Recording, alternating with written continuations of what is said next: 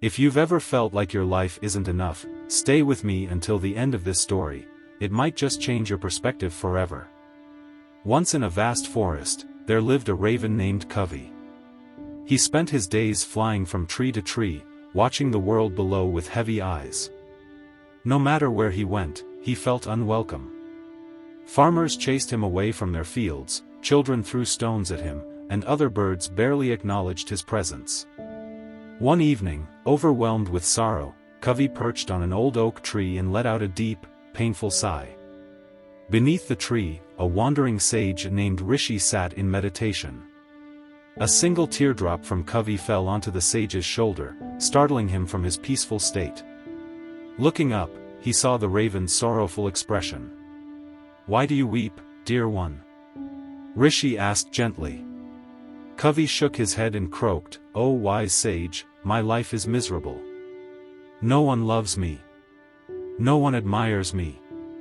People shun me, and I live in disgrace. I wish I had been born as another bird, one more beautiful, more beloved."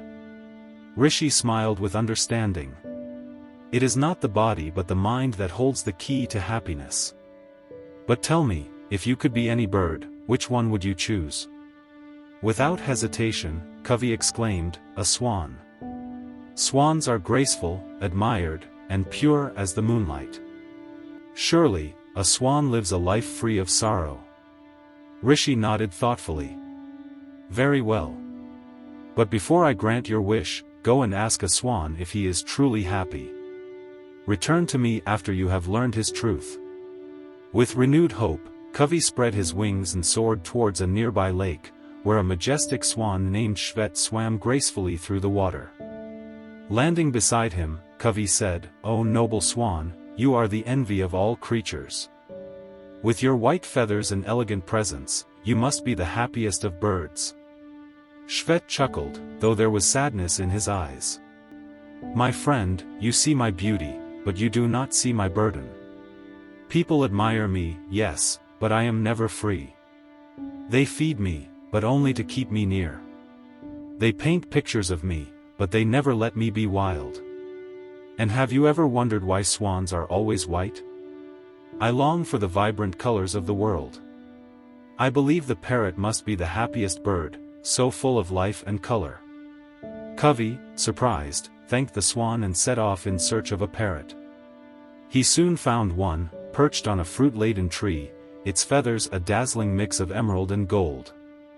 "Oh, wise parrot," Covey called out. "You are blessed with beauty and a voice that sings sweet melodies. Surely, you must be the happiest bird in existence." The parrot sighed. "Happiness? My colors make me a prisoner. People cage me for their amusement, trapping me away from the skies I long to fly. My voice, which you call sweet, is only an echo of what I wish to say. If you seek true happiness, perhaps the peacock has found it. He is more vibrant than even I." Covey's heart pounded with anticipation as he flew towards a grand palace, where a magnificent peacock named Raja lived in a gilded aviary. A crowd had gathered to admire him, marveling at the iridescent blues and greens of his feathers. Covey waited until they had left, then approached the peacock. "Raja, you are the jewel of the bird kingdom. People travel from afar just to see your beauty. Surely, you are the happiest of us all." Raja shook his head, his feathers rustling like silk in the breeze. "Once, I thought so too. But my beauty is my curse. I cannot step outside these golden bars. People pluck my feathers for their vanity, and I dance only for their pleasure, never for my own. For years, I have watched the birds outside, free to fly wherever they choose.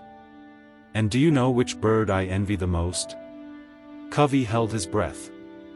"The raven," Raja whispered. "You, Covey, are the only bird no one tries to capture. You are not bound by expectation or beauty. You are free." Covey's heart thundered in his chest. He had spent his life envying others, yet all along, he had possessed the one thing they longed for, freedom. Without another word, he flew back to Rishi, landing before him with newfound energy. I understand now, Covey said. I do not wish to be a swan, a parrot, or a peacock. I wish only to be myself.